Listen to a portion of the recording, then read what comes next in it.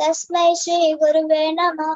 नमो विष्णुपादाय कृष्णपृष्ठाय भूतले श्रीमते भक्तिवेदांत स्वामिनिति नामिने। नमस्ते सरस्वती देवे गौरवाणी प्रचारिणे निर्विशेष शून्यवादी पाश्चात्य देश तारिणे। हे कृष्णा करुणा सिंधु दीनबंधु जगतपते गोपेश गोपिका कांत श्री राधा कांत नमोस्तुते। तप्त कांचन गौरांगी श्री राधे वृंदावनेश्वरी वृषभानुसुते देवी प्रणमामि हरिप्रिये। वाञ्छाकल्पतरुभ्यश्च कृपा सिन्धुभ्येव च पतितानां पावनेभ्यो वैष्णवेभ्यो नमो नमः। जय श्री कृष्ण चैतन्य प्रभु नित्यानंद श्री अद्वैत गदाधर शिवासादि गौर भक्तवृंद। हरे कृष्णा कृष्ण कृष्ण हरे हरे हरे राम राम राम हरे हरे।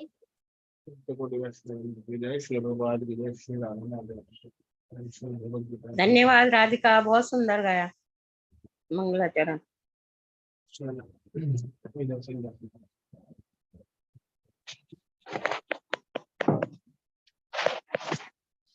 हरे कृष्णा। हरे हम अभी 18वें अध्याय जो कि अंतिम अध्याय भगवद गीता का, इसके 40वें श्लोक पे आ गए हैं। लगभग आधा अध्याय हो चुका है, ये आधा बचा है। मुझे ऐसा लगता है कि आने वाले अगले सप्ताह के अंदर या उससे अगले आधे में, मतलब 10-15 तारीख के बीच में हमारी भगवद गीता की पूर्ण आहुति होनी चाहिए। कि हम जो एक 2 महीने का यज्ञ लेके चले थे, ये शायद 7-8 महीने में पूर्ण होने वाला है। तो ये इसके बाद हमारा ऐसा विचार है कि हम श्रीमद् भागवत जो पढ़ रहे हैं वो पढ़ेंगे साथ में, लेकिन उसके साथ साथ हम प्रभुपाद लीलामृत पुस्तक पढ़ना चाहते हैं। प्रभुपाद लीलामृत विशेष तौर पे भक्तों के लिए बताई जाती है, क्योंकि उसमें प्रभुपाद जी की पूरी जीवनी दी गई है बहुत डिटेल में। उससे हमें बहुत प्रेरणा मिलेगी कि कैसे एक भक्त को कार्य करना चाहिए, और उन्होंने इसमें विशेष तौर पर प्रभुपाद जी के प्रति और श्रद्धा बढ़ेगी हमारी। तो हम दोनों पैरेलली रन करेंगे, प्रभुपाद लीलामृत और उसके बाद में श्रीमद् भागवत जो भी पढ़ रहे हैं हम। ऐसे तो ऐसा हमारी इच्छा है।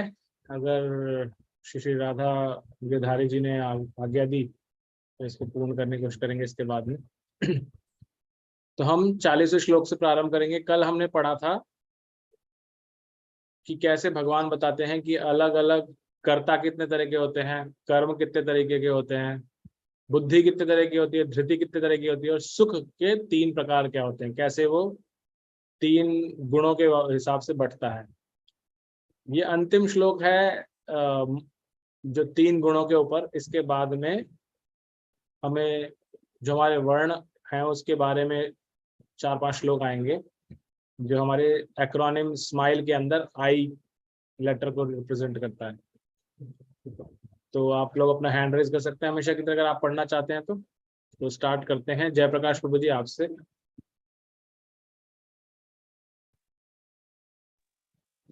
40वां श्लोक है ना? हेलो, आवाज मिल रही है प्रभु जी? यस प्रभु जी, 40वां। न तत् अस्ति पृथिव्यां वा दिवि देवेषु वा पुनः सत्वं प्रकृति जय मुक्तम यत एभि अस्थात त्रिभि गुणे। इस लोक में स्वर्ग लोकों में या देवताओं के मध्य में कोई भी ऐसा व्यक्ति विद्यमान नहीं है जो प्रकृति के 3 गुणों से मुक्त हो। तात्पर्य, भगवान इस श्लोक में समग्र ब्रह्मांड में प्रकृति के 3 गुणों के प्रभाव का संक्षिप्त विवरण दे रहे हैं। ब्राह्मण क्षत्रिय। प्रभु जी अलग अलग श्लोक है, 1 सेकंड रुकिएगा उस पर जाने से पहले। तो यहाँ पर ना ये पूर्ण किया है उसको, मटेरियल मोड्स को, कि हर जगह जैसे अभी तक भगवान ने क्या किया, कुछ चीजों के बारे में बताया कि प्रकृति के 3 गुण कैसे विद्यमान है, बुद्धि में, कर्ता में, खाने में, दान में, हमारी वाणी में, शक्ति में, हर जगह भगवान ने बताया, लेकिन ये संपूर्णता नहीं है। तो जैसे भगवान ने अपना 10वें अध्याय के अंदर अपना दिखाया था ऐश्वर्य, और उसमें बताया था इनमें मैं ये हूँ, पहाड़ों में मैं ये हूँ, जल में स्वाद हूँ, ऐसे सब चीजें बताई थी। और अंत में भगवान ने बोला था कि ये तो सिर्फ मेरा एक अंश मात्र है, पूर्णता नहीं है। ऐसा मत समझना कि जो मैंने इसमें बताया सिर्फ मैं वही हूँ, मैं हर जगह विद्यमान हूँ, लेकिन ये सिर्फ मैंने थोड़ा सा एक अंश मात्र दिया है। यहाँ पर भी भगवान ऐसे ही प्रकृति के 3 गुणों को भगवान ने कुछ चीजों में बताया है। तो हमें ये ना समझे कि सिर्फ इतनी चीजों में प्रकृति के 3 गुण कार्य करते हैं, क्योंकि ये पूरा जगत, भौतिक जगत, जिसमें स्वर्ग लोक से लेकर के निम्न लोकों तक सारे लोग इस भौतिक जगत में आते हैं, तो इस सारे के सारे प्रकृति के 3 गुणों के अधीन है। तो भगवान इस श्लोक में कह रहे हैं देवता और स्वर्गलोक के वासी सभी जितने कुछ भी हैं वो सब इन्हीं 3 गुणों के द्वारा व्याप्त है। तो हमें ये समझना चाहिए। इसके साथ भगवान इस टॉपिक से चेंज करके अगले टॉपिक पे जा रहे हैं। तो अगला टॉपिक जैसे मैं बताया आएगा हमारे प्रकृति के हिसाब से कैसे हम अलग अलग वर्णों को धारण करते हैं। तो इसको प्रभु जी आगे पढ़िएगा। ब्राह्मण क्षत्रिय विषाम शूद्राणाम च प्रंतप कर्माणि प्रविभक्तानि स्वभाव प्रभवे गुणे। हे प्रंतप, ब्राह्मणों, क्षत्रियों, वैश्यों तथा शूद्रों में प्रकृति के गुणों के अनुसार उनके स्वभाव द्वारा उत्पन्न गुणों के द्वारा भेद किया जाता है। हरे कृष्णा प्रभु। हरे कृष्णा। आगे पढ़ें। नेक्स्ट पुष्कर प्रभु जी आप पढ़िएगा नेक्स्ट। हाँ प्रभु जी। शमोदमस्तप शोचम शांति राजर्वयमेव च ज्ञानम विज्ञानम आस्तिक्य भ्रम कर्म स्वभावजम। शांति प्रियता, आत्म संयम, तपस्या, पवित्रता, सहिष्णुता, सत्यनिष्ठा, ज्ञान, विज्ञान तथा धार्मिकता, ये सारे स्वाभाविक गुण हैं जिनके द्वारा ब्राह्मण कर्म करते हैं। दूसरा पढ़ूं प्रभु जी? हाँ पढ़िए प्रभु जी। शौर्य तेजो धृतिताक्ष्यम युद्धे चाप्य पलायनम तान्वीश्वर भावक्ष शास्त्र कर्म स्वभावजम। वीरता, शक्ति, संकल्प, दक्षता, युद्ध में धैर्य, उदारता तथा नेतृत्व, ये शक्तियों के स्वाभाविक गुण हैं। नेक्स्ट भी पढ़िए प्रभु जी। कृषि, गो रक्षा, वाणिज्यम वैश्य कर्म स्वभावजम। परिचालनात्मक कर्म शूद्रयाशापि स्वभावजम। कृषि करना, गो रक्षा तथा व्यापार वैश्यों के स्वाभाविक कर्म है, और शूद्रों का कर्म श्रम तथा अन्यों की सेवा करना है। हरे कृष्णा। धन्यवाद प्रभु जी। हरे कृष्णा। तो यहाँ पर भगवान ने क्या बताया, जैसे हम उन गुणों से आगे बढ़े तो भगवान बताते हैं कि इन्हीं गुणों के आधार पर जो हमारे प्राकृतिक गुण हैं, क्योंकि हमारे अंदर भी प्रकृति के 3 गुण ही विद्यमान है, जो हमने बार बार बोला कि हम अधिकतर रजोगुण में आधारित रहते हैं या तमोगुण में होते हैं।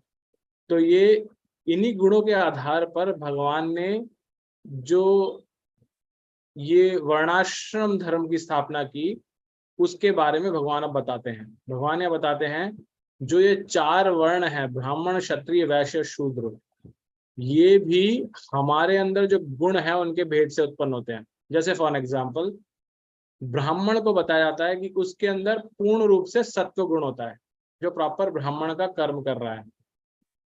तो उसका गुण क्या होगा? पूर्ण रूप से सत्व गुण में आधारित होगा वो। इस पे हम और चर्चा करेंगे क्या है सत्व गुण में। ऐसा जब क्षत्रिय को देखते हैं तो क्षत्रिय में जो प्रमुख गुण होता है वो आपको क्या लगता है कौन सा गुण होगा क्षत्रिय में? वीरता। वीरता होगा। युद्ध करना।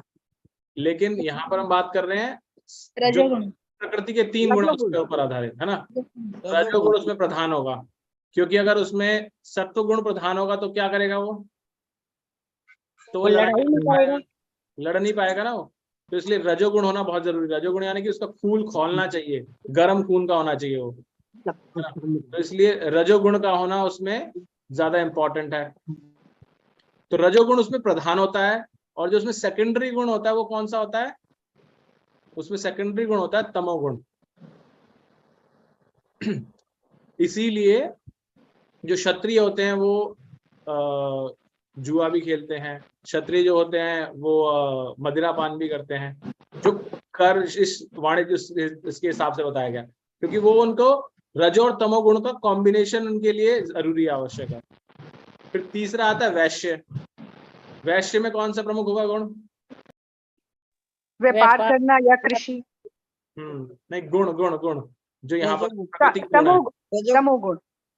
जो वैश्य होता है उसमें तमोगुण प्रधान होता है, उसका सेकेंडरी गुण होता है रजोगुण, तो उसमें ऐसा है।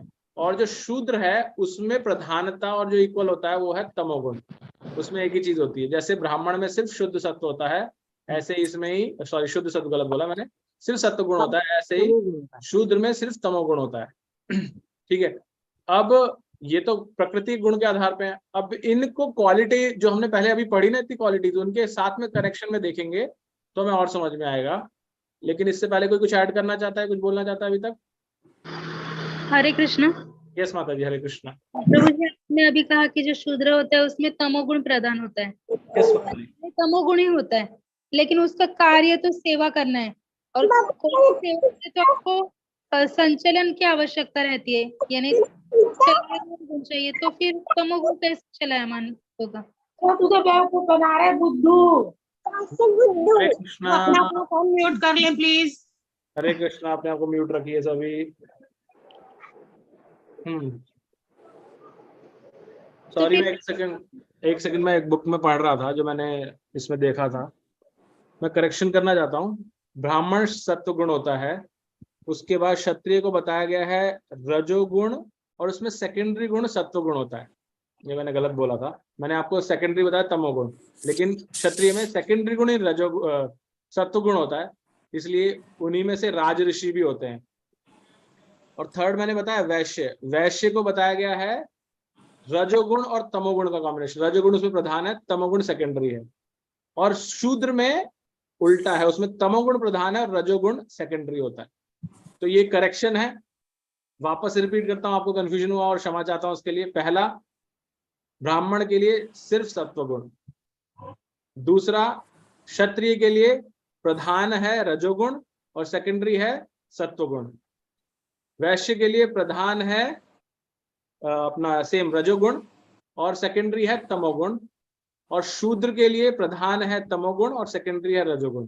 ये कॉम्बिनेशंस हैं। माता जी, अब आपका प्रश्न कीजिए, आप जो प्रश्न कर रहे थे। यही प्रश्न था कि उसमें तमोगुण मीन्स कोई भी अगर हम सेवा करें, वो सेवा एक क्रिया है ना, उसमें तो चलायमानता रहती है, चलायमान रहता है वो। तो तमोगुण का व्यक्ति तो आलसी वगैरह ऐसा रहता है, लेकिन ये आलस से थोड़ा परे रहेगा, इसीलिए मुझे लगा था कि नहीं, मुझे मैं बीच में इसलिए देखने लग गया था कि मैं बोल रहा था, मुझे लगा था कि कुछ गलत बता रहा हूँ, इसलिए मैंने बुक को रेफर किया वापस से। Okay, thank you. ओके, हाँ, तो इसमें साथ में ये ध्यान देने वाली बात है कि हम अधिकांशतः लोग, जैसे हमने बताया, हम रजोगुण और तमोगुण में प्रधान रहते हैं, तो इसलिए हमारे अंदर ज्यादातर अधिकतर लोग क्या पाए जाते हैं हम में से, या तो आपको क्षत्रिय वैश्य शूद्र मिलेंगे, इनमें से उसमें भी प्रधानता वैश्य और शूद्रों की मिलेगी। तो जो भी आजकल, जैसे हमने पहले बताया था, गुण प्रधानता जब हम देखते हैं से, अभी एक काम करते हैं, जो हमने 3 श्लोक और पढ़े ना, इसके बाद तीनों गुणों के, तब हमें और ज्यादा क्लियर होगा। हमने उसके बाद पढ़ा इनके बाद में ब्राह्मण की क्वालिटीज। ब्राह्मण में कौन सा गुण है प्रकृति के 3 गुणों में से? कौन सा बोला अभी हमने? सत्गुण। सत्वगुण। अब उसकी क्वालिटीज को देखिए सत्वगुण के लेंस से। उसमें क्या क्या होना चाहिए? वो शांति प्रिय होता है, उसको शोर शराबा ये सब पसंद नहीं है, उसको शांति प्रिय है। कहीं झगड़ा हो रहा होगा तो जबरदस्ती घुसेगा नहीं उसके अंदर, शांति पसंद है उसको। थोड़ा नुकसान हो जाएगा लेकिन वो झेल लेगा और साइड होकर के शांति पसंद है उसको। आत्म संयम, उसके अंदर कंट्रोल करने की क्षमता है, उसको अगर कोई कष्ट पहुंचा रहा है तो वो सह लेगा उस कष्ट को। तपस्या, उसमें तप करने की शक्ति होती है, तपस्या करता है वो अलग अलग। पवित्रता, शुद्धता रखता है अपने अंदर। और सहिष्णुता। सहिष्णुता क्या है? सहिष्णुता है कि जैसे वृक्ष होता है, कोई अगर आपको कष्ट पहुंचा रहा है तो उसको उलट वार नहीं करना, उसको सहन करना। इसके लिए सहिष्णुता के लिए सबसे बड़ा उदाहरण किसका दिया जाता है? वृक्ष का, फल वाले वृक्ष का। हाँ, वृक्ष का क्यों दिया जाता है सहिष्णुता के लिए एग्जाम्पल? क्योंकि उस पे पत्थर मारते हैं और वो फल तोड़ने के लिए पत्थर मारते हैं, चढ़ के तोड़ लेते हैं, वो कुछ नहीं बोलता है। जैसे अभी मैं आम ही तोड़ रहा था मैंने तमाम फल तोड़ लिए। हाँ हाँ। काट भी देते हैं तब भी पेड़ कुछ नहीं बोल पाता। लेकिन वृक्ष की और ज्यादा महानता आप इससे देखिए, उसकी सहिष्णुता शक्ति देखिए, उदारता देखिए। वृक्ष को काटा किससे जाता है? कुल्हाड़ी से। कुल्हाड़ी किससे बनती है? लोहा और लकड़ी के संयोजन से। तो उस वृक्ष की लकड़ी से ही कुल्हाड़ी बनती है, और जो काटने वाला है उस कुल्हाड़ी से, वो उसे काटता रहता है, और जब धूप हो जाती है बहुत तेज, जो पसीने छूटने लगते हैं, थक जाता है, तो क्या करता है वो? जिस वृक्ष को काट रहा है उसी के नीचे छाया में बैठ जाता है, थोड़ी देर रेस्ट कर लेता है, और फिर से उसे काटने लग जाता है। लेकिन वृक्ष कहीं पर भी उसे कुछ नहीं बोलता, और उसे भूख लगती है तो उसका फल भी खाता है, जैसे आपने बताया। तो वृक्ष उसके लकड़ी दे रहा है जिसका वो सदुपयोग भी कर सकता है और दूसरा उपयोग भी कर सकता है। वृक्ष उसे छाया दे रहा है, वृक्ष उसे खाने को दे रहा है, और फिर वो जब उसी को काट रहा है तो वृक्ष ये नहीं कहता कि नहीं मुझे मत काटो या मैं तुम्हें नहीं दूंगा, ये सब चीजें फिर भी वो करता है। तो ये सहिष्णुता का बहुत बड़ा पराकाष्ठा है। तो ब्राह्मण का जो गुण है सहिष्णुता, वो ऐसे ही बताया गया। उसको जो मर्जी जैसा कष्ट पहुंचाए, ब्राह्मण उसको फिर भी देगा। जैसे कि इसी के ऊपर एक कथा आती है शास्त्र में, कई आचार्य बताते हैं। हरे कृष्णा। एक कथा आती है, उसमें ऐसा बताया जाता है कि एक साधु होते हैं। वो साधु सुबह के समय स्नान करने जाते हैं, और जब वो स्नान करने जाते हैं तो जब साधु और ब्राह्मण इस तरह से स्नान करते हैं तो अर्घ देते हैं सूर्य को। तो वो ऐसे जाकर के जल में अर्घ देने के लिए ऐसे जल उठाते हैं, तो उसमें एक बिच्छू आता है, और जैसे वो ऐसे करते हैं उनके हाथ में बिच्छू आता है, बिच्छू उनको डंक मारता है, और जैसे डंक मारता है वो छोड़ देते हैं उस बिच्छू को पानी के अंदर ही। और छोड़ने के बाद उन्हें थोड़ा दर्द होता है, थोड़ा सा ऐसा ठीक करते हैं, और फिर वापस से अर्घ देने के लिए जल ऐसे लेते हैं, और फिर से बिच्छू आता है और फिर से उनको डंक मारता है, और फिर से छोड़ देते हैं उसको जल में। फिर से दोबारा से थोड़ी देर के बाद वापस से जलने लगता है, फिर से बिच्छू हाथ में आ जाता है और फिर से डंक मारता है, फिर छोड़ देते हैं उसको। ऐसे कई बार करते रहते हैं। तो एक व्यक्ति दूर से देख रहा होता है, तो जब वो ऐसे जल दे करके जब बाहर निकलते हैं किसी तरह से जैसे तैसे करके, तो उनको बाहर से जो व्यक्ति देख रहा होता है वो कहता है कि आपको जब बार बार वो बिच्छू काट रहा था तो आपने उस बिच्छू को मारा क्यों नहीं? तो उस पे उस साधु पुरुष का जवाब ये था कि उस बिच्छू की प्रवृत्ति है काटना, और मेरी प्रवृत्ति क्या है? क्षमा करने। तो इसीलिए मैं अपना क्या बोलते हैं उसको, अपनी प्रवृत्ति का पालन कर रहा था, और मैं अपनी प्रवृत्ति का पालन कर रहा था, है ना। तो यहाँ पर ब्राह्मण का जो बताया गया सहिष्णुता, तो ब्राह्मण को अपनी उस क्वालिटी को नहीं छोड़ना चाहिए। सत्य निष्ठा, हमेशा सत्य बोलेगा, सत्य के प्रति बहुत निष्ठ है। ज्ञान, वो खुद ज्ञान एकत्रित करता है, अपना ज्ञान वर्धन करता है स्वाध्याय करके, और दूसरों में ज्ञान बांटता है, राइट। तीसरा आता है विज्ञान, वो बहुत सारी डिस्कवरीज करता रहता है, ज्ञान के द्वारा ही उसको उपयोग में ला करके उससे रियलाइजेशन डेवलप करता रहता है। और धार्मिक है, धार्मिक का अर्थ क्या है कि धर्मम तो साक्षात भगवत प्रणीतम, भगवान ने जो कुछ शास्त्र में बताया है उसका पालन करता है वो, और उनको प्रसन्न करना चाहता है। तो ये ब्राह्मण के स्वाभाविक गुण बताए गए हैं, राइट। तो ये सब क्या है? ये सब सत्व गुणी। इनमें से कोई भी चीज आपको ऐसे नहीं मिलेगी जो कि रजोगुणी हो। ये सब क्या है? सत्व गुणी है। सत्य बोलना, तपस्या करना, पवित्रता, आत्मसंयम, शांति प्रियता, ये सब बाय डिफॉल्ट सत्व गुणी चीजें हैं। इसी के विपरीत जब हम रजोगुण वाले प्रधान व्यक्ति को यानी कि क्षत्रिय को देखते हैं जिसमें थोड़ा सा सत्व गुण भी है, उसमें क्या मिलेगी आपको? वीरता। क्योंकि रजोगुण है तो वीरता मिलेगी उसके अंदर। जो मैंने बोला गर्म खून का होना, यानी कि वो एकदम पैशनेट होगा, शक्ति होगी उसके अंदर, पावर, संकल्प शक्ति, यानी कि वो जो डिटर्मिनेशन कर लेगा वो करेगा ऐसा। दक्षता यानी कि कुशलता, एक्सपर्टीज होगी उसके अंदर। युद्ध में धैर्य, युद्ध ऐसे नहीं युद्ध भूमि को छोड़ के भाग जाएगा, लेकिन वो धैर्य रखेगा कि कैसे युद्ध में अंत समय तक लड़ता रहे। उदारता, यानी कि दयालु होगा, वो क्षमाशील भी होगा। ये सत्व गुण की के अंदर कॉम्बिनेशन है, इसलिए उसके अंदर एक गुण आ रहा है। धैर्य भी इसी कारण से आ रहा है क्योंकि उसके अंदर सत्व गुण सेकेंडरी गुण है।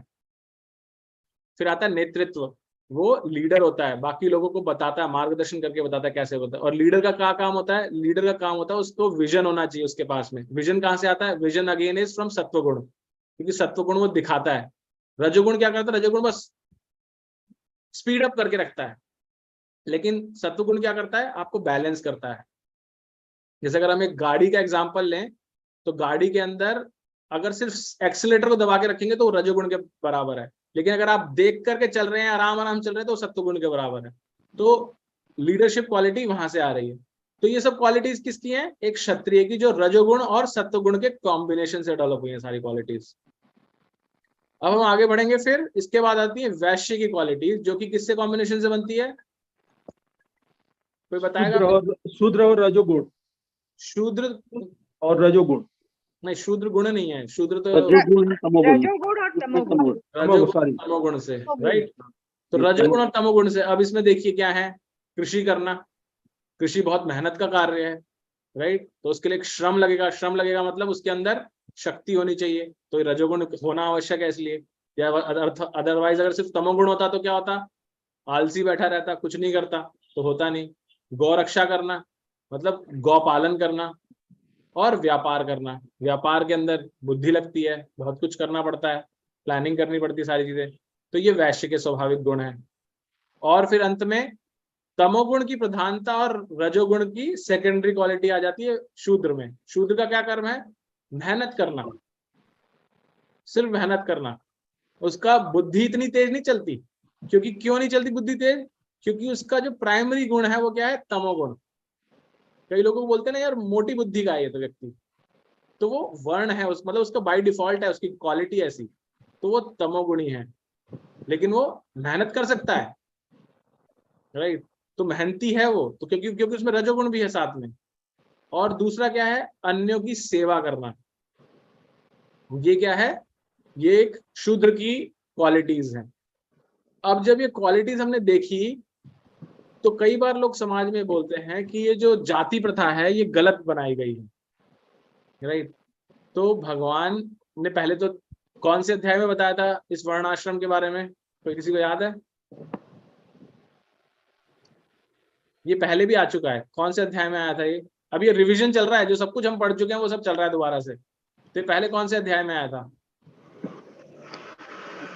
कर्म में आया था प्रभु जी।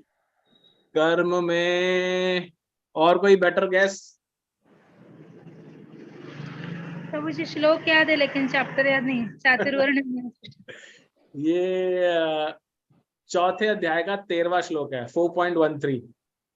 चातुर्वर्ण्य मया सृष्टम गुण कर्म विभागशः। तो भगवान वहां पर बताते हैं चौथे अध्याय के अंदर, दिव्य ज्ञान है ना, दिव्य ज्ञान। तो चौथे अध्याय का एक्रोनिम क्या है? यस। यस, मतलब ये तो सबको अच्छे से याद हो गया एक्रोनिम्स, ये अच्छी बात है। तो भगवान क्या बताते हैं कि ये जो भगवान ने सिस्टम बनाया, तो हम कई बार सोचते हैं जाति प्रथा है ये, लेकिन जाति प्रथा नहीं है ये। आप किसी समाज में कोई बोले या ना बोले, लेकिन ये बाय डिफॉल्ट है, क्योंकि भगवान ने बनाया हुआ है। कैसे है बाय डिफॉल्ट? किसी भी समाज में, चाहे वो यूरोपीय देश हो या वेस्टर्न कंट्री यूएस हो या कहीं का भी देश हो, चाहे आदिवासियों का देश क्यों ना, आदिवासियों का ही इलाका क्यों ना हो, वहां पर आपको चारों सामाजिक वर्ण मिलेंगे। कैसे मिलेंगे? जो लोग फिलोसफर्स होते हैं, जो लोग ज्ञान अध्ययन करके लोगों को बांटते हैं, जैसे पहले बहुत बड़े बड़े फिलोसफर हुए ना, जो विदेशों में ही हुए अधिकतर। जब पढ़ते थे तो उसमें यूरोप के बहुत सारे आते थे, तो वो सब क्या थे?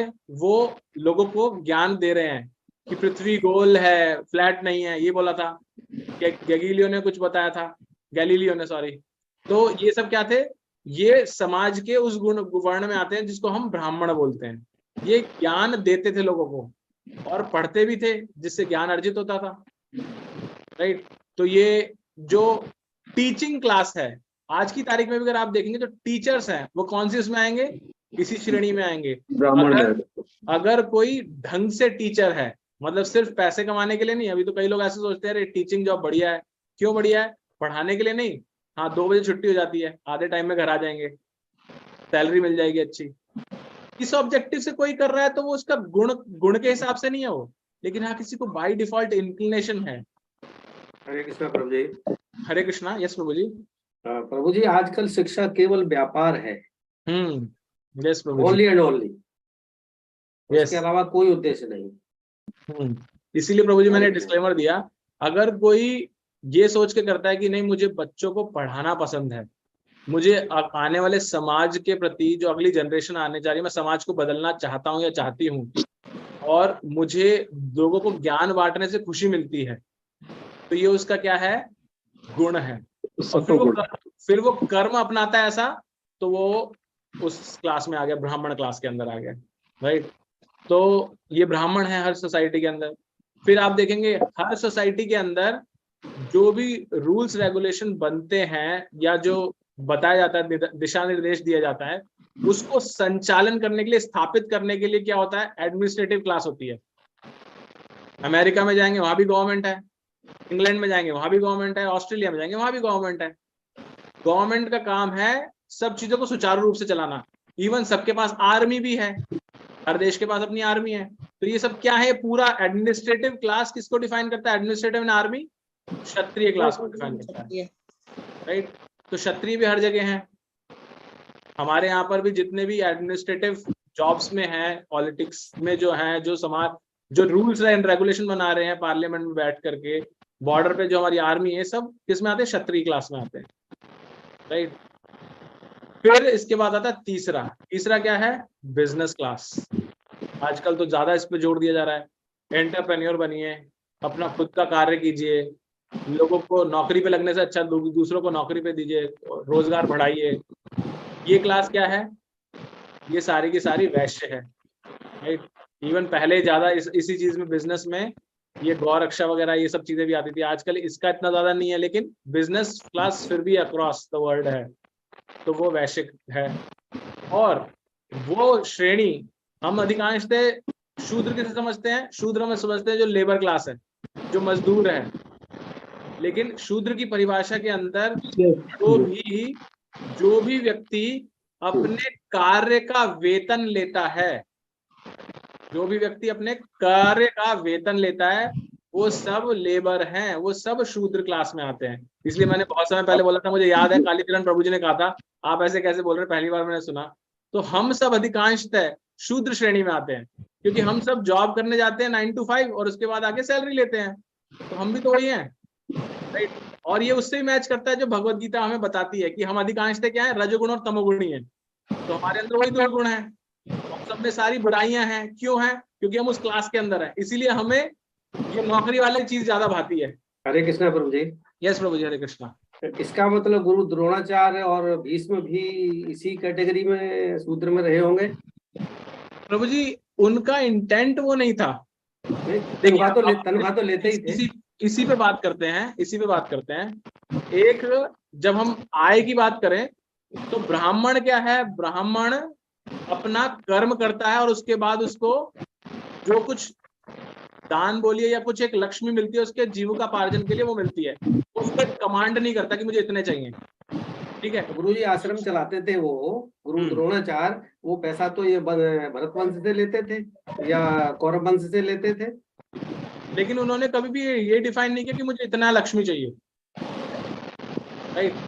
तो यहाँ पर चारों श्रेणियों में डिफरेंशिएशन कैसे है? जयप्रकाश प्रभु जी आपकी तरफ से थोड़ा नॉइज आ रहा है, मैं इसलिए आपको म्यूट कर रहा हूँ। हरे कृष्णा प्रभु जी। यस माता जी। हरे कृष्णा। जैसे आपने बोला पॉलिटिशियंस भी एडमिनिस्ट्रेटिव उसमें आ रहे हैं, तो पॉलिटिशियंस भी तो सैलरी ले रहे हैं। हाँ नहीं माता जी, मैं आपको अभी वही कंप्लीट करने दीजिए मुझे एक बार, मैं फिर आपको थोड़े डाउट क्लियर हो जाएंगे। तो चारों श्रेणियों के जब आय का साधन देखेंगे तो पहला क्या है? ब्राह्मण अपना ज्ञान देगा लोगों को और जो उसे मिलेगा वो उसमें संतुष्ट हो जाएगा। क्षत्रिय क्या करेगा? क्षत्रिय टैक्स के द्वारा कलेक्शन करता है। एडमिनिस्ट्रेटिव क्लास टैक्स के द्वारा कलेक्शन करेगा। तो जो आपने भी प्रश्न किया, पॉलिटिशियन के पास सैलरी कौन सी आ रही है? हम कहते हैं ना, अरे हमारा पैसा ले रहा है ये, तो ये उनका स्त्रोत्र यही है, टैक्स कलेक्शन के द्वारा उनका जीविकापार्जन होता है। राजा क्या करता है? राजा भी टैक्स कलेक्शन करता है। आर्मी के पास कहाँ से आती है सैलरी? वो हमारे टैक्स से ही जाती है। तीसरा वैश्य, वैश्य क्या करता है? वो इन दोनों सोर्स से नहीं करता, वो अपना बिजनेस करके, जो उसके पास है उसकी स्किल को यूज करके वो बिजनेस करके अपनी आय अर्न करता है। सॉरी प्रभु जी, प्रॉफिट, यस, हाँ, उसका जो मुनाफा होता है वो उसके द्वारा अपना कहलाता है। और शूद्र क्या है? शूद्र के पास इस तरह की चीज नहीं है, शूद्र के पास अपना कर्म है, वो कर्म करता है और कर्म के बदले सैलरी लेता है, और वो सैलरी उसकी फिक्स होती है, जिसको वेजेस बोलते हैं। वहां पर वो नेगोशिएट करता है एक अमाउंट के लिए कि मुझे ये इतना चाहिए। हम जब जॉब में जाते हैं बोलते हैं ना कितनी सैलरी मिलेगी, क्या होगा, ऐसे जो लेबर क्लास होती है वो बोलता है दिहाड़ी कितनी है जी, 400 रुपये लगेंगे, 1000 रुपये लगेंगे दिन के। तो ये सेम है, एक ही कैटेगरी में आते हैं। तो इससे समझ में आएगा आपको कि कैसे। यस प्रभु जी, मैं कुछ कहूँ? हाँ प्रभु जी बोलिए। यहाँ जो शूद्र की कहा गया है उसके पीछे लॉजिक ये है इस धर्म का, मैंने जो देखा, जहां पे हमारा टाइम, एनर्जी और हमारा ज्ञान तीनों सम अमाउंट पर सेल हो रहा है, वह शूद्र की श्रेणी में। अभी द्रोणाचार्य चाहे जो बात आ रही थी, उस समय सैलरी नहीं मिलती थी, उस समय उस संस्था को चलाने के लिए या ब्राह्मण के घर भोजन के लिए एक फिक्स गांव से टैक्स आता था, वो उनको मिलता था, पर्टिकुलर उनको एरिया दे दिया जाता था, इस गांव से जो भी आय क्रिएट होगा आपकी उस संस्था को जाएगा। यहाँ क्या है कि हमारी एनर्जी, हमारा समय और हमने जो पढ़ा है, ये सारा ज्ञान पर्टिकुलर पैसे पर हम बेच दे रहे हैं और एक सर्टेन समय के लिए। इसलिए ये आ गया कि हमारा हर चीज जो है पैसे पे खरीदा जा रहा है, इसलिए श्रेणी में आया है। राइट, थैंक यू, एक डिफरेंट एंगल से समझाने के लिए बहुत धन्यवाद। तो आप इससे समझ सकते हैं कि हम अधिकांशतः लोग क्या हैं, शूद्र कैटेगरी के अंदर आते हैं। तीसरी चीज अब यहाँ पर अब मुझे अभी पहले चेक करना पड़ेगा प्रभु जी हैं क्या यहाँ पर। हाँ, राकेश रेड्डी प्रभु जी हैं। प्रभु जी विशेष तौर पर ये आपके लिए ये है, आपने एक बार कहा था कि समाज के अंदर इतना ज्यादा चीजें हो रही हैं, हम कुछ बोलते नहीं। ये क्वालिटी है, गुण है। जैसे हमने पढ़ा, ब्राह्मण की क्वालिटी क्या है? शांति प्रियता, आत्मसंयम। वो, और हर व्यक्ति, मैं ये कह रहा हूँ यहाँ पर भी अगर अभी 51 लोग हैं ना, हम सबकी क्वालिटीज अलग अलग है, हम सबको एक तराजू में नहीं तोल सकते। अच्छा सब यहाँ आ रहे हैं तो इसका मतलब सब ब्राह्मण है या सब क्षत्रिय हैं या सब शूद्र हैं, हर किसी की क्वालिटी अलग अलग है। तो जो चीज आप फील करते हैं वो जरूरी नहीं है मैं फील करूं, या जो मैं फील करता हूँ जरूरी नहीं है जयप्रकाश प्रभु जी फील करें या कालीचरण प्रभु जी फील करें। सबका गुण जो हमने यहाँ पढ़ा ना अभी, गुण अलग अलग हैं। तो पहली चीज तो हमें अपने ये जो क्वालिटीज पढ़ी उसके आधार पे हम सबको ही समझ में आ गया होगा कि मैं कौन सी श्रेणी में आता हूँ, तो हमें ये समझना चाहिए। दूसरा, हम जब अभी आगे पढ़ेंगे तो उसमें आएगा, भगवान बोलते हैं कि ये जो हमारा स्वाभाविक गुण है हमें उसके हिसाब से कर्म करना चाहिए। हमें कभी भी अपना कर्म नहीं बदलना चाहिए कि अच्छा भाई मैं तो इसमें फिट नहीं, मतलब मैं हूं एक्चुअल में ब्राह्मण गुण का, लेकिन मैं करूं कोई और कर्म, तो वो फिट नहीं बैठेगा। भगवान बताएंगे आगे। तो अगर हमें समाज में कहीं लग रहा है कुछ गड़बड़ हो रही है, तो उस गड़बड़ को भी उसके लिए नहीं कि हम हथियार उठा लें, क्योंकि मैंने कई बार आपके मुख से ऐसा सुना है कि कृष्ण के हाथ में अगर गीता है तो सुदर्शन भी है, वो भगवान है, राइट, उनके पास तो सब चीजें हैं, वो सभी चीजें हमारे अंदर जितने भी गुण हैं उन्हीं से आए हैं। लेकिन हमें अपने गुण की प्रधानता को देखते हुए उस जो सामने चैलेंज आ रहा है उसको एड्रेस करना चाहिए। जरूरी नहीं है कि अगर सामने हमें ऐसी चीज मिली है कि हम सबको ही तलवार उठानी पड़ेगी। अगर सारे तलवार उठा लेंगे तो ज्ञान कौन देगा, राइट? और सारे अगर ज्ञान देने लग जाएंगे तो पूरे समाज का भरण पोषण कौन करेगा? खेती नहीं होगी तो कहाँ से सबका भरण पोषण होगा? और सारे ही अगर खेती करने लग जाएंगे तो लेबर नहीं कहाँ से आएगी जो काम करेगी बाकी लोगों के लिए? ये हमने देखा है अभी कोरोना के टाइम पे क्या हो गया था, सारे लेबर क्लास भाग गई थी शहरों से, गाँव में हो गया था ना, शहरों में काम रुक गए थे सारे। क्यों रुक गए थे? क्योंकि समाज में हर किसी का विशेष भूमिका है, योगदान है, उसको अपने उस रूप के अनुसार सामने जो भी स्थिति हो उसके अनुसार कर्म करना चाहिए। तो हमें इस चीज को ध्यान में रखते हुए कार्य करना चाहिए। और मैं पहले इसलिए कमेंट नहीं किया था क्योंकि मैं चाहता था ये सेक्शन आए जिसपे हम समझ करके बात करें, शास्त्रोक्त बात करें, सिर्फ भावनाओं में ना बहें कि अरे नहीं समाज बदल रहा है, दूसरे लोग ऐसे करे जा रहे हैं, ये हो रहा है वो हो रहा है, हम कब तक चुप बैठेंगे। आप में स्वाभाविकता है उस चीज की, आप में क्षत्रियता है, आप तो खुद आर्मी से रिटायर्ड हैं, तो आपके अंदर वो बाय डिफॉल्ट खून खोलता है आपका, तो आपका मोस्ट वेलकम है आप उस तरह के चीजें करने के लिए। लेकिन जरूरी नहीं कि सभी ऐसे करेंगे। बाकी इसका मतलब ये भी नहीं कि हम शांत बैठेंगे। हमारे अंदर जो स्वाभाविक गुण है हम उसके अनुसार कर्म करेंगे। हमारा क्या है, हम ऐसे ज्ञान की बात करेंगे, ऐसे बताएंगे, समझाएंगे लोगों को, राइट। और भी जिसके और कोई कर्म होंगे, जिसके सेवा कर्म होगा, वो उस तरीके से देखेगा क्या कर सकता है। तो ऐसा मैं यहाँ पर रखना चाह रहा था टॉपिक ये। किसी को कुछ भी और ऐड करना है या जिज्ञासा है तो हम ले सकते हैं अभी। हरे कृष्ण कृष्णा प्रभु जी। हरे कृष्णा। यस ज्योति माता जी।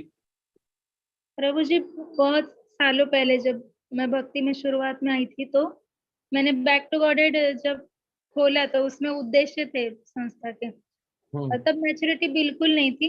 तो उसमें एक उद्देश्य था प्रभुपाद जी का कि चारों वर्णाश्रम सिस्टम वो उसमें समझ में लाना चाहते हैं। तो और गीता पढ़ी भी नहीं थी ऐसा, तो थोड़ा सा ऐसा ये हुआ कि ये तो भक्ति योगे, क्यों ऐसा उद्देश्य है।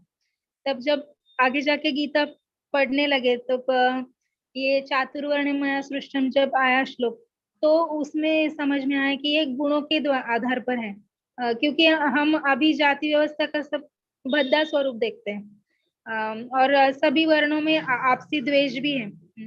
और कोई कहता है कि हम शूद्र है तो हमारा ये क्या दोष है, क्या इसमें जन्म लेना, ऐसा वो कहते हैं। और ये कहते हैं कि इतने साल इन्होंने मीन्स इनके बच्चे आगे जा रहे हैं, हमारे बीच बच्चे इतने होशियार होके, ऐसा सब कुछ चल रहा है अभी और वो देखने को मिल रहा है।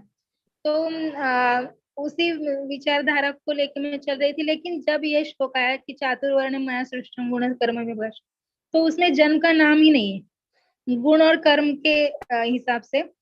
तो मैंने हरग्रेस सत्यवती माता जी हमारे यहाँ, तो उनको पूछा कि माता जी पहले जो समाज था पहले का, मीन्स सत्ययुग त्रेतायुग, तो हम देखते हैं कि ऋषियों के बच्चे ऋषि हो जाते थे, वैश्यों के वैश्य। तो वो ऐसा अलग अलग सेक्शन नहीं था ना कि एक ही घर में तू शूद्र हो जा तू क्षत्रिय, ऐसा नहीं था। तो अभी ये, और उस समय वो ऐसा क्यों है।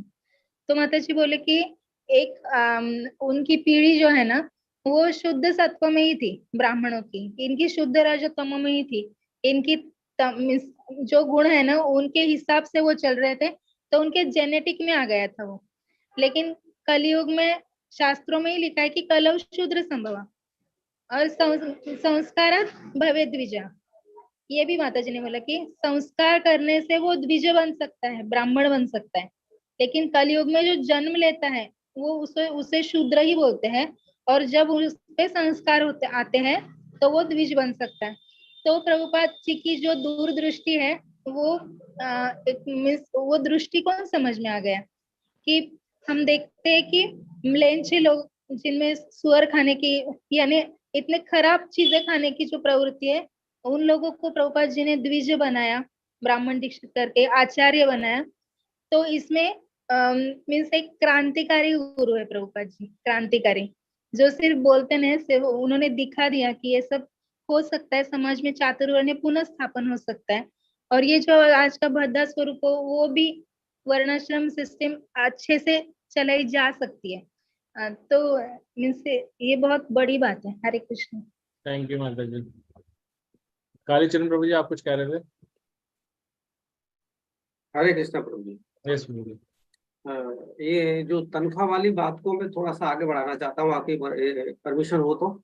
यस प्रभु जी। हाँ, जब ये युद्ध हो रहा था महाभारत का, तब दुर्योधन ने भीष्म को कई बार अपमानित किया, इस सब में लेकर के कि आप हमारी तरफ से पूरी तरह से युद्ध नहीं करते और अर्जुन का पांडवों का पक्ष लेते हो, अभी तक तो इतने योद्धा मर जाने चाहिए थे, अर्जुन भी जीवित नहीं रहना चाहिए, इसका मतलब आप मन से युद्ध नहीं कर रहे हैं। इसी तरह से कई बार गुरु द्रोणाचार्य को भी उन्होंने अपमानित किया।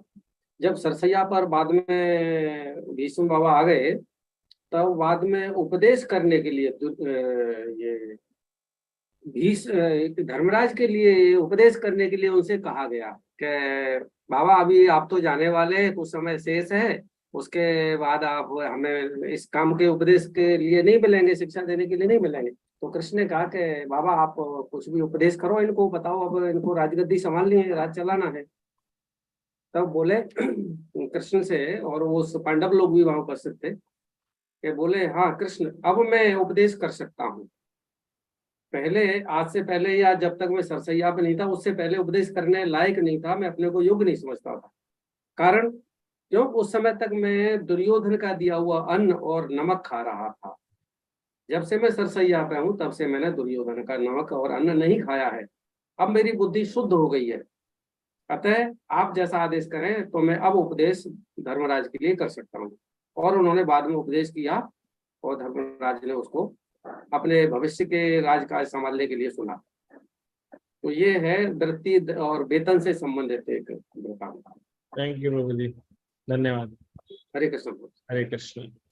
राइट, तो जैसा भी माता जी ने भी बताया, इम्पोर्टेंट ये है पहली चीज इसको ध्यान रखना, क्योंकि कुछ लोग हमारे साथ 4th चैप्टर से नहीं जुड़े हुए, तो इसलिए मैं दोबारा से रिपीट करता हूँ। भगवान ने जो सामाजिक वर्ण का स्थापना की है, वर्णाश्रम की स्थापना की है, भगवान ने बोला वो गुण और कर्म के आधार पर है। आपके गुण कैसे और आप कर्म कैसा कर रहे हैं, उसके आधार पर आप ब्राह्मण, क्षत्रिय या शूद्र कहलाते हैं। जन्म के आधार पे नहीं कहलाते कि अरे मेरे तो माता पिता, मेरा तो जन्म शूद्र परिवार में, इसलिए मैं शूद्र हूँ। जो आज के समय में माता जी बता रही थी कि जो गलत चीज फैली हुई है समाज में, जिसको हम जाति प्रथा बोलते हैं, वो इस वजह से फैली हुई है क्योंकि वो पूरे जन्म पर आधारित है। आज की तारीख में जितने लोग ढिंढोरा उठा के पीट रहे कि हम ब्राह्मण हैं, हम ब्राह्मण समाज से, हम ब्राह्मण है, वो जन्म के आधार पर देख रहे हैं, अपने कर्म को नहीं देख रहे। कर्म में कितने ही ब्राह्मण हैं जो गलत कार्य कर रहे हैं, गलत कृत्य कर रहे हैं। ये 4 नियमों का ही पालन तोड़ रहे हैं। एक मनुष्य के लिए जो आवश्यक है उन्हीं को तोड़ रहे हैं वो, राइट। उन्हें नॉन वेज खिला लीजिए, अंडा खिला लीजिए, मदिरा पान करा लीजिए, धूम्रपान करा लीजिए, टोबैको खिला लीजिए, ये क्या बोलते हैं इसको, सुपारी, पान, जर्दा, ये तो खाने वाले कितने ब्राह्मण हैं। मतलब इवन तीर्थ स्थलों में भी आपको मिल जाएंगे जिनको हम पंडा बोलते हैं, वो भी यही खा रहे हैं। तो गुण और कर्म तो है ही नहीं। कर्म दिख रहा है अभी सिर्फ, वो भी पूर्णता है कि नहीं वो भी हमें नहीं पता, लेकिन वो अपने आप को, क्योंकि उस कुल में पैदा हो गए हैं इसलिए अपने आप को मान रहे हैं, और क्योंकि वो गलत स्थिति पे बेस्ड है, जन्म के पे बेस्ड है, इसलिए दूसरों को नीचे देखते हैं। और उस कुल में अगर कोई बुद्धिमान व्यक्ति उत्पन्न हो जाता है, जैसे अंबेडकर जी थे, वो शूद्र में लेकिन नॉलेज थी उनके पास में, तो उन्होंने देखा ये गलत चीज है इसलिए उसको चैलेंज किया। तो इंटेंट क्या है यहाँ पर कि हमें जिनको पास नॉलेज है उन्हें समझ के रखना चाहिए कि जन्म पर आधारित नहीं है, हमारे गुण और कर्म है उस पर आधारित है। दूसरी चीज के साथ में हमें अपने बच्चों को भी यही देना चाहिए कि उनका जो नेचुरल इंक्लिनेशन हो। आप बेशक एक, अगर हम कर्म प्रधानता में देखें तो हम ये कह सकते हैं कि हम, मान लीजिए हम ब्राह्मण कृत्य कर रहे हैं हम स्वयं, लेकिन अगर हमारे बच्चे में इंक्लिनेशन है कि उसमें वीरता ज्यादा बढ़ी हुई है, वो शौर्य वाले कृत्य करता है, तो उसको जो एडमिनिस्ट्रेटिव चीज है उस फील्ड में डालना चाहिए, ताकि उसका जो नेचुरल इंक्लिनेशन है वो उसके कार्य के साथ मैच करे। अदरवाइज जो साधारण तौर पे लोग बोलते हैं ना कि भाई ऐसा कुछ काम करना जिससे आपका पैशन मैच ना करे, तो आप उसमें खुश नहीं होंगे। तो ये वहां पर लिंक करती है वो वाला पॉइंट। और last but most important is कि जो पहले जमाने में जैसे माता जी ने बताया कि सारी चीजें उसी में जुड़ती थी, तो वो इसलिए था कि, या आज भी जो हम देखते हैं उसका, दोबारा बोलता हूँ, आज भी हम देखते हैं कि है गुण कर्म के आधार पर, लेकिन अधिकांशतः उसी पीढ़ी में क्यों आ रहे हैं लोग, क्योंकि उस जगह वातावरण वैसा रहता है। किसी भी व्यक्ति को जो उसके एक तो संस्कार है और दूसरा जो एसोसिएशन मिलती है वो निर्माण करती है। संघ हर चीज को बनाता है, राइट। तो अगर एक व्यक्ति को संघ मिल रहा है ऐसे लोगों का जो कि मान लीजिए सारे डॉक्टर हैं, तो उसका रुझान क्या हो जाएगा कि मुझे भी डॉक्टर बनना है। वकील है घर में सारे, तो उसका रुझान क्या हो जाएगा, मुझे वकील बनना है। एक बिजनेसमैन है, उसका बच्चा क्या सोचता है, मुझे बिजनेस ही संभालना है, कौन संभालेगा बिजनेस। तो उसमें नेचुरल इंक्लिनेशन कुछ संस्कार से आते हैं और कुछ संसर्ग से बन जाते हैं ऐसे, तो संसर्ग भी निर्माण करता है उन चीजों का। तो ये दोनों चीजों के डिफरेंस को समझ करके हमें देखना चाहिए इन चीजों को। ठीक है, कोई अभी तक और जिज्ञासा किसी की?